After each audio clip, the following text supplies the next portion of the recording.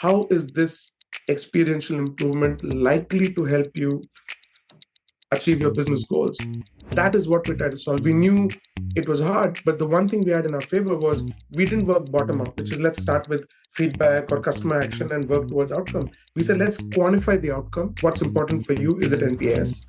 Is it retention? Is it repeat repurchase rate? Is it share of wallet? Let's talk in your language. Let me break it down with how better experience at tiny touch points can yield that outcome when you sum it up. That was the philosophy. So technology kind of became the enabler, but the start point was not the technological constraints at all. It was the customer experience constraints.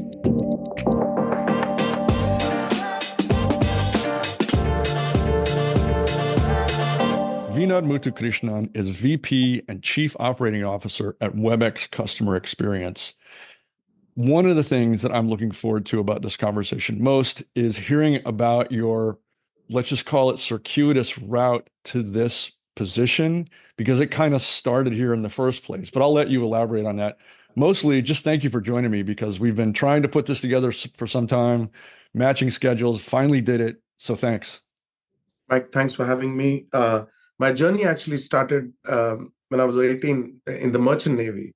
And when you spend 2-3 months at sea, whichever port you land in, any experience is a great customer experience. But obviously, my expectations from life greatly got enhanced as I spent more time on land. And that led me to essentially start a customer experience management company, because my fundamental premise in 2013, kind of unfortunately still holds true now, is brands actually don't have customer loyalty. And we can all remember the solitary 1, 2, 3 great customer experiences we've had, which have also translated in us saying, I'm always going to go back to this brand. Right. And that was a problem I set out to solve with Cloud Cherry. And the very interesting part was that's around the time Cisco, which obviously was and is a leader in the global contact center market, looked at the crystal ball and said, we're not in the contact center business, we're actually in the customer experience business. And the place in the customer experience journey where the customer is probably most dissatisfied is when they choose to call the contact center. Sure. And my belief always is the best call center experience you ever had is the one you never had, which is you didn't need to call. Right. And my acquisition, Cloud Cherry's acquisition by Cisco, represented that sort of Overton window shift, which was we are in the age of customer experience. Can you talk a little bit about what that looked like back in 2013? Because the world has changed. The world has changed radically since 2013. But even back then, establishing a customer experience management company was something that not a lot of people were doing, frankly. Maybe you could describe what Cloud Cherry did and how it worked at that point. Absolutely. First of all great ventures are started with great naivete. So we obviously thought we could solve this problem. We thought nobody else was trying to solve it. But essentially, I remember our first investor pitch deck. It said, this leadership team has 200 years of collective experience as customers. And we said, you need to create a software company which doesn't just sort of, as a marketing slogan says, created for customers. Except one person in my founding team, nobody else came from the world of customer experience.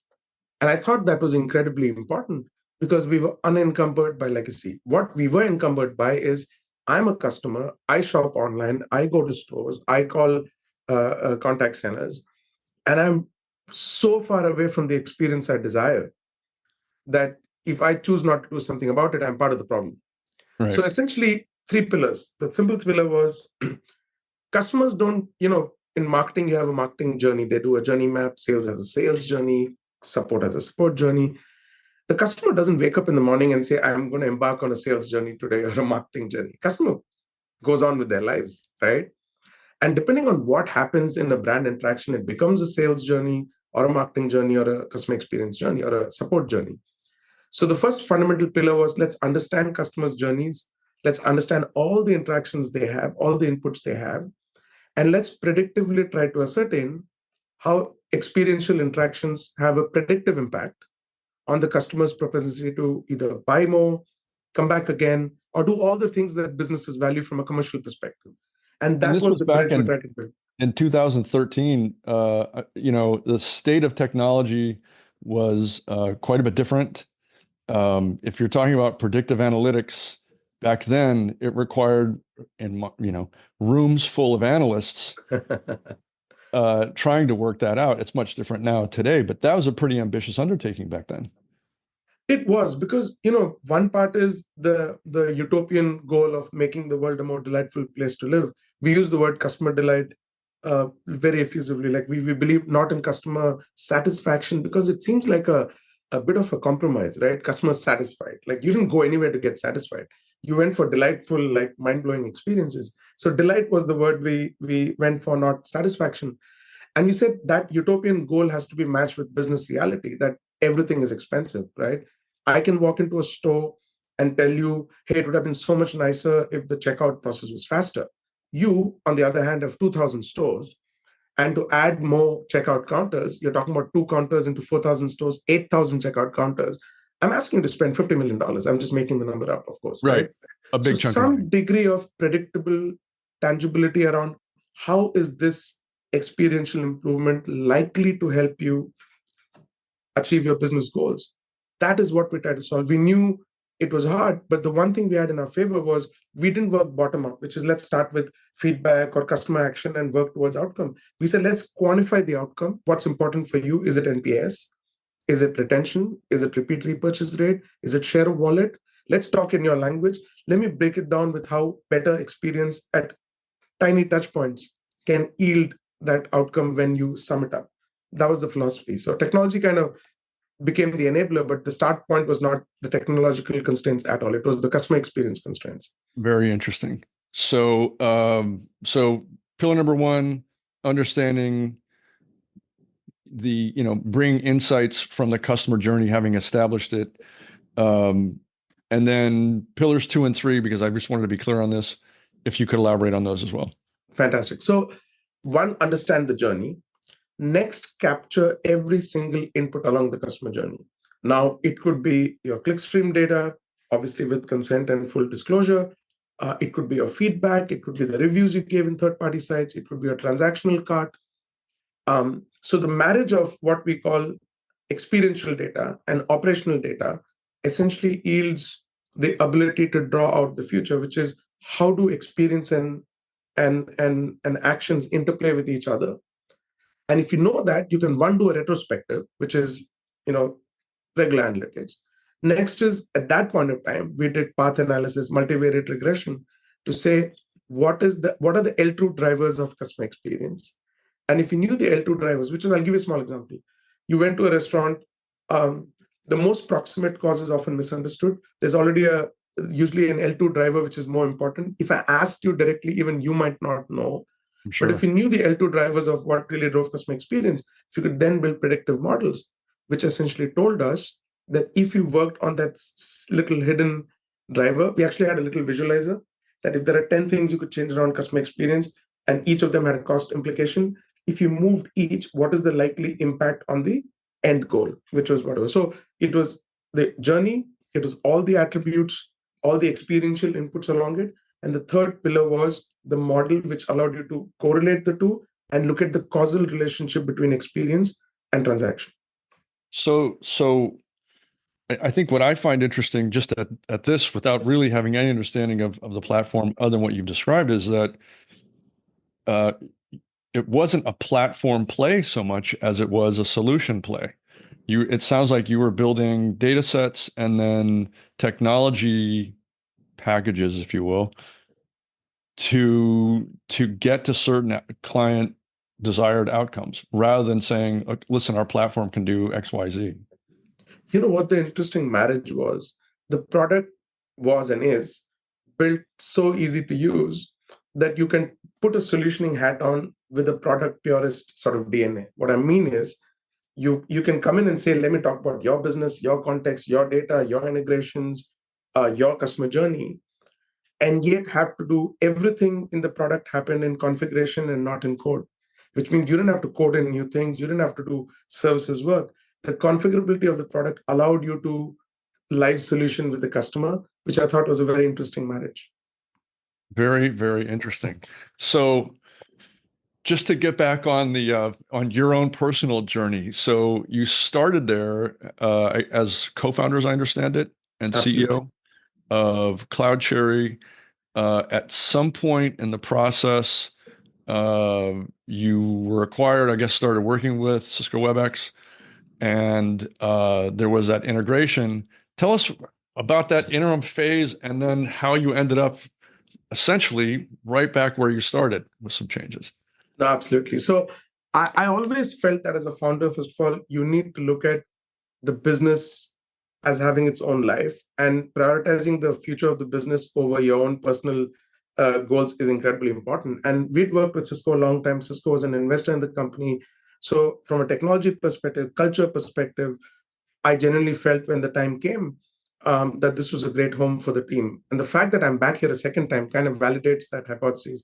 The fact that all my teams who stayed back are still here. So, if you put the two together, culture, career, technology, it's kind of worked out. But just to talk you through the journey, the first aim was to bring experience management to the customer experience world, which was the contact center world. But I'm very happy to report I obviously went out for 2.5 years because I wanted to learn enterprise AI as a practitioner. So I spent the last 2.5 years in an incredible startup called Unifo, learning the foundations of enterprise AI as a practitioner. And I felt it was very important for my own knowledge and evolution. I came back here because if you look at the convergence of customer experience and AI, um, there are very few entities that are better positioned to essentially own the new AI-powered customer experience age. And that really essentially what brought me back to Cisco, apart from obviously the incredible people. And where my past journey meets my present is if you look at the foundation of what we've built, and we'll talk about it in a bit, the foundation of that has been the customer journey. That is a central part of the Cisco WebEx contact center stack, the customer journey data service. The CSAT and all of that have actually moved to an AI modeled, what we call auto CSAT, which is the customer actually doesn't need to give feedback. Customer feedback rates are what, 2%, 3% if you're lucky. Auto CSAT actually has an algorithm which predicts what would the customer have given as CSAT for this interaction if they actually gave a survey. So we've added AI to retrospective analytics. We've taken the journey data service and made it ubiquitous within the enterprise. So beautiful convergence of what I always wanted to build and the company where I wanted to build it at. So on the growing list of questions for a subsequent conversation, the auto CSAT function that you've built, algorithm and AI driven, I'm just wondering, and not that we even really have to go down this path, but that probably has utility well beyond your technologies. I can think of essentially not every, but many of the other CX platforms that I deal with, the CX groups that are trying to manage this stuff, and to have a trustworthy algorithm-based CSAT model where you don't have to survey, you don't have to, back into questions and hope for the right answers, would be a pretty remarkable thing. So I don't know if that's on your roadmap to put this out as its own module, but that's a pretty neat thing. Well, if it wasn't, you've seeded the idea. Okay, all right, good. Just to take a little segue, and I think it's not even a segue. The way at WebEx customer experience we look at AI is, the days of walled gardens are over. And everything you build around AI, autonomous agents, needs to be freestanding, which means, often large companies make the mistake of saying, no, you got to buy everything from me. Whereas AI is its own decision, contact center is its own decision, proactive messaging, outbound communication is its own decision. We feel that a platform like ours, which has UCaaS, CPaaS, CCaaS together, right, meshed, is the ideal platform. And if you were to ask me hand to heart, what's your suggestion? I'll say, hey, take everything from us. But you have to be cognizant of where the customer is in their own journey, right? Sure. What technologies are embedded. So everything we're doing with AI, we're trying to create it with the lens of it should be capable of operating on its own without being tethered to or encumbered by the rest of our technology. But of course, if you work it with us, it works best. So that's the sort of right. Yeah. Exactly. A groundswell starts small, quietly building into something powerful, unstoppable. That's also how market momentum works.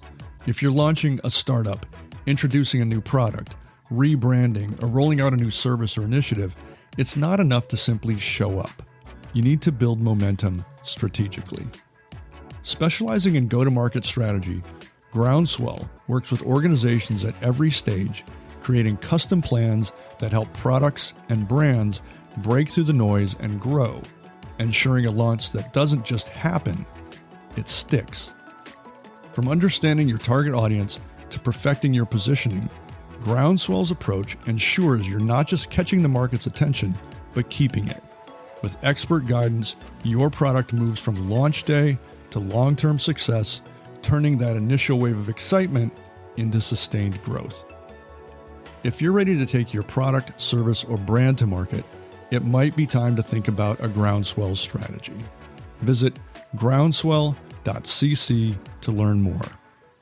Okay, so now you're back at Cisco WebEx. You are in a leadership role there. Based on your learnings from, I think you said at Unifor, what does it look like from here? You've got a short-term roadmap for the things you're trying to accomplish. You've probably got a long-term one. If you're able to, without giving away the secret sauce, tell us what you're working on and what the near-term future looks like for Cisco WebEx. Absolutely. First, slight bit of marketing. I would love for everyone to tune into or attend WebEx 1, because I think in October, later half of October, we have a very, very exciting set of announcements coming up at WebEx 1.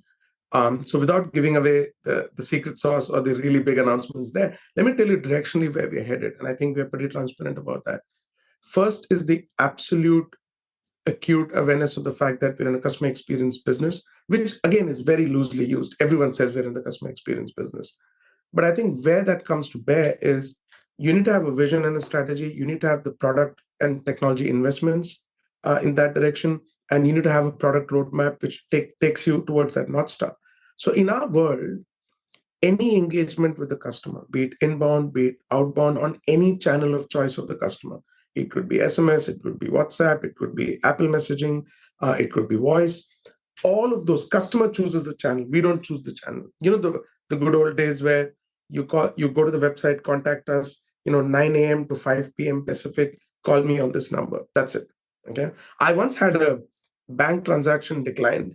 That message came to me at midnight. I'm like, this is a time-sensitive transaction. So I called them at midnight and they say, no, the fraud cell is only open at 8 a.m. I'm like, why'd you block my transaction at midnight if you weren't available to talk to me for 8 more hours?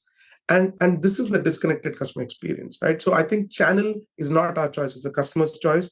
Our job is to be present inbound and outbound at a channel of choice of the customer.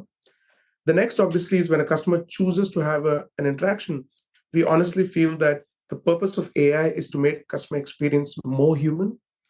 And more human does not mean more humans. What it means is the AI experience is indistinguishable from human, what I call the near human experience, right? You don't want AI to pretend it's human. It needs to be near human, right? And when that context gets transferred and it comes to an agent, to a customer service expert, AI allows you to do what humans do best. I believe humans have 3 superpowers that no technology can replicate. Human beings can pay attention, right? When you're being listened to, when you're being heard, and it makes you feel better about the interaction. Human beings have empathy, right? It's not just a word saying, oh, I'm so sorry for you, as opposed to you knowing that I'm empathizing with you. And the third thing humans have is cognition, which is we're able to take a variety of context, thread it together, and tell you what you need.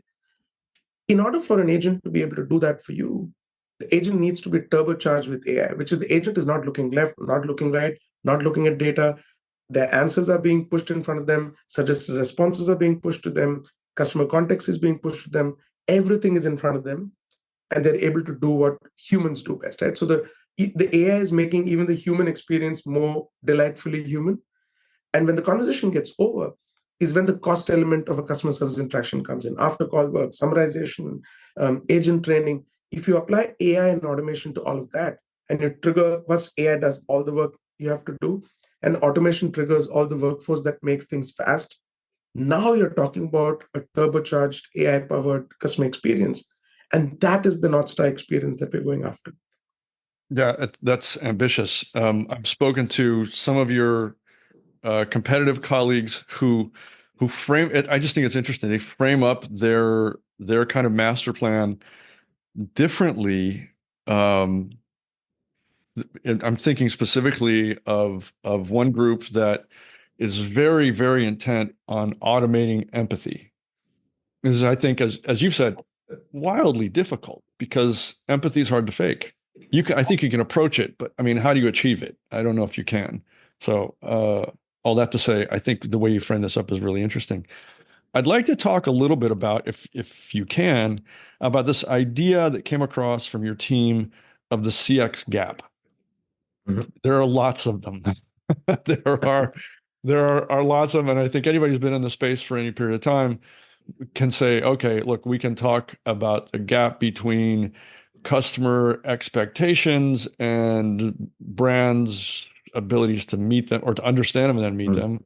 We could talk about the gap between leadership's desire to focus on and invest in CX versus what they actually end up doing. Mhm. So from the Cisco standpoint, what does that gap mean?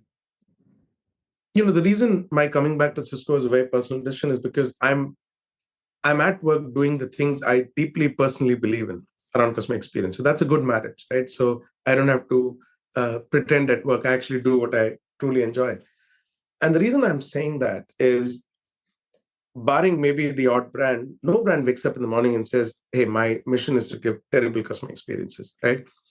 I think it was Charlie Munger who said, he says, um, um, show me the incentive and I will show you the motivation or action or whatever. I forget what the Yep. exact one is. Yep. But the point is incentives drive actions.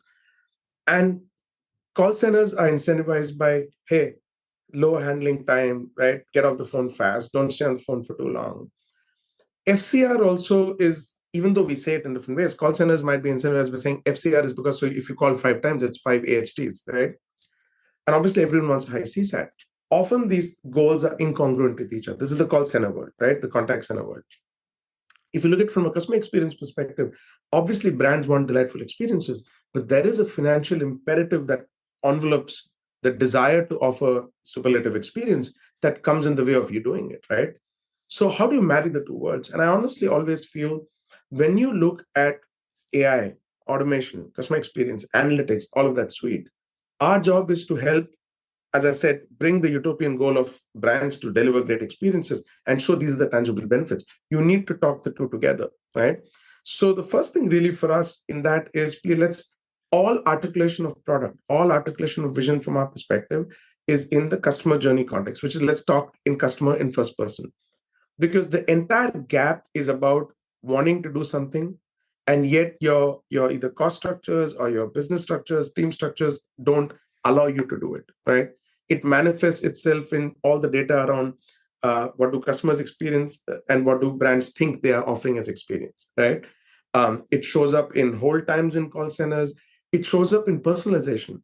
I always joke about, and it's a joke, so take it for what it is, which is we always said we wanted n equal to 1 personalization, and all we did around that was mail merge.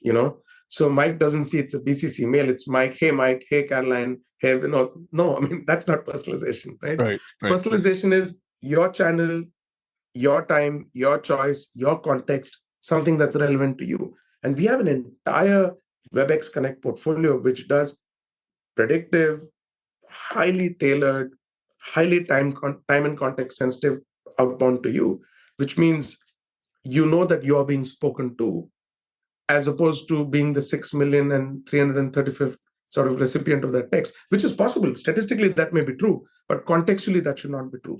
So Right. those are the two worlds we're trying to merge. That is the gap we're trying to fix. Because if you solve one problem in isolation, like average handling time, for example, then you say, oh, get off the phone fast. That's not necessarily what I want when I'm calling you, correct? Right. So if you take the metrics that matter, you define the North Star customer experience goal that you want to go after, and then you say, here are the tools and technologies that will help you realize that goal while preserving margin, helping you achieve the business metrics that matter. Now you have a killer combo. And that really is what we're going after to bridge that gap. It's interesting. You kind of answered my question before I asked it, but in all of this, some of the biggest hurdles are not technological ones. They are often cultural in nature. They're silos, and as you said a moment ago, what gets incentivized gets achieved, and sometimes those incentive structures are just they're directly counteracting kind of the overall goals of customer engagement and growing those relationships.